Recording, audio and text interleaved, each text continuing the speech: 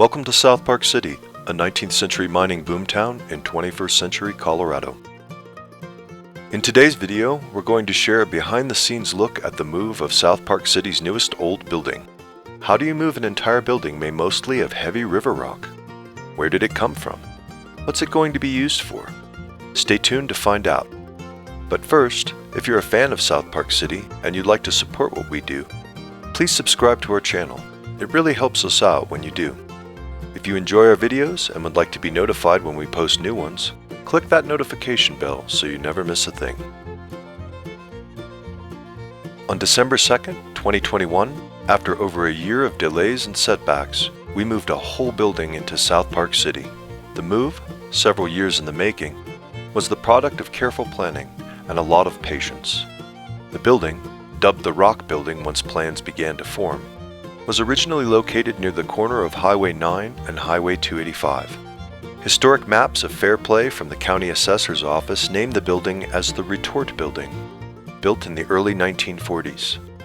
This building, and numerous others, were within the entire block owned by the South Platte Dredging Company. It was the headquarters to the dredge that operated south of Fairplay. A retort was part of an amalgamation procedure to recover the fine gold from the dredge.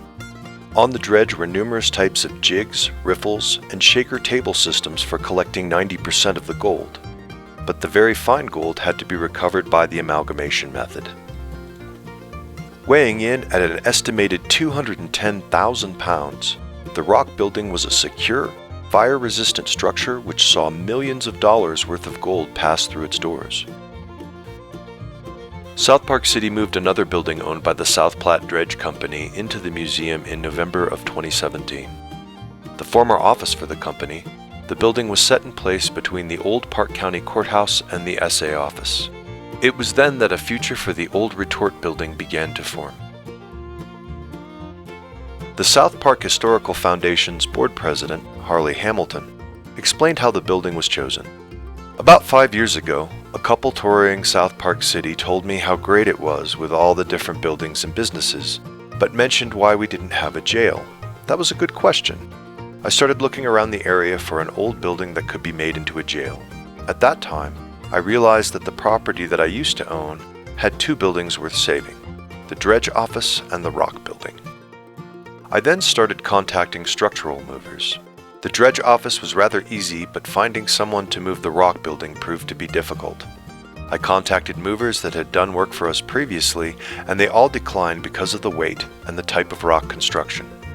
I finally had Mammoth Movers look at the job, and they said they could do it. That was March of 2020. To move an old building, the first thing to evaluate is what type of construction the building is, whether it be log, frame, masonry, or in this case, rock. The next thing to consider is what condition the building is in. Naturally, it needs to be determined if it will withstand the stress of being moved. The weight, width, and height of the building must be known to decide what types of equipment to use. The museum has lots of experience moving old buildings around, and Mr. Hamilton has seen many of them moved in the last 40+ years. Sometimes I have hired a crane company, trucking company, and excavator separately. Other times it has been one moving company that takes care of everything. In either case, there are also permits that have to be obtained from the Colorado Department of Transportation and the local town requirements. The building was donated to South Park City by the current property owner, Amanda Woodbury. Ms. Woodbury had also generously donated the Dredge Office to the museum in 2017. Once the project was underway, the building had to be prepared. This meant tearing out the old carpeting inside. Then the old dirt floor was excavated, exposing the original foundation. In the case of the future South Park City Jail, special equipment had to be used to move the heavy building. Starting in the summer of 2020, the area around the structure was excavated. Trenches were dug to accommodate wood beams which were placed beneath the structure to help support its weight. Then, that fall, steel structural supports were welded around the base of the building. Further reinforcements were attached on each of the four corners of the building. This framework would help support the building during the move. Next, the Rock Building was carefully raised up using a series of jacks to make room for the steel I-beams which were slid into place under the building. Then, with the winter fast approaching, work was postponed. The building sat and waited for a little over a year.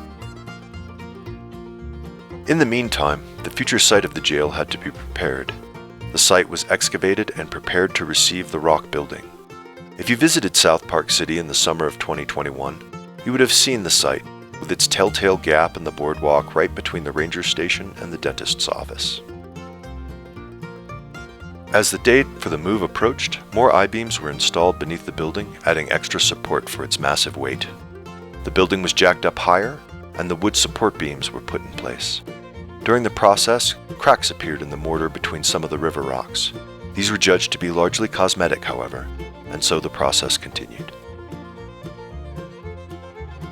The building was slowly raised up with the use of hydraulics, more wooden beams, and a lot of patience. 2 massive I-beams were then secured beneath the structure, and it was time to move it, sideways. A special trailer was brought in to move the building, capable of not only holding the immense weight of the structure, but also of safely moving it along the streets of Fairplay to its new home inside the museum. At last, the building was ready to be moved, but more delays left the building waiting for a few more weeks. Permits had to be acquired for the day of the move. Police and utility specialists had to be enlisted to help, and some technical difficulties with the moving equipment had to be seen to. Once all these hurdles were overcome, on a December morning, moving day had at last arrived. Though the building had less than a mile to go to its new home at South Park City, there were obstacles to overcome. Power lines had to be lifted for the building to pass beneath. Traffic and onlookers had to be taken into consideration. The truck towing the building moved carefully through the residential neighborhood and onto Main Street.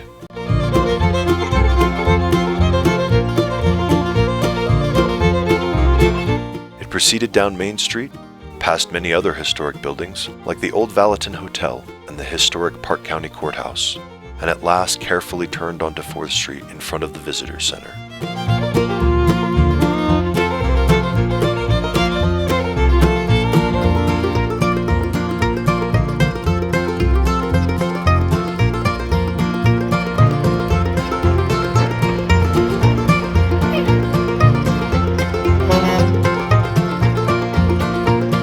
The iconic South Park City sign had been taken down in late 2019 in anticipation of this very day, and the front gates had to be modified to allow the building to move onto the museum grounds. The truck made the sharp right turn and made it just barely through the gate before coming to a stop in front of the new site for the building, and there it remains. Winter has set in, and the building will have to wait for a break in the weather before it is maneuvered into its new home. Happily, the building was moved without damage, but it still must be moved onto the excavated site. This will be done using the same process which was used to get the building onto the trailer, only in reverse. Make sure that you are subscribed to this channel so you won't miss the second part of the building move. Mr. Hamilton hopes that the South Park City Jail will be open to visitors by late 2022 or by the 2023 season. He says, the foundation, a floor, interior walls, window resizing with bars, and finishing will probably take all summer. This will likely be the last old building to be moved to South Park City. There is simply no more room for any more buildings to be moved in.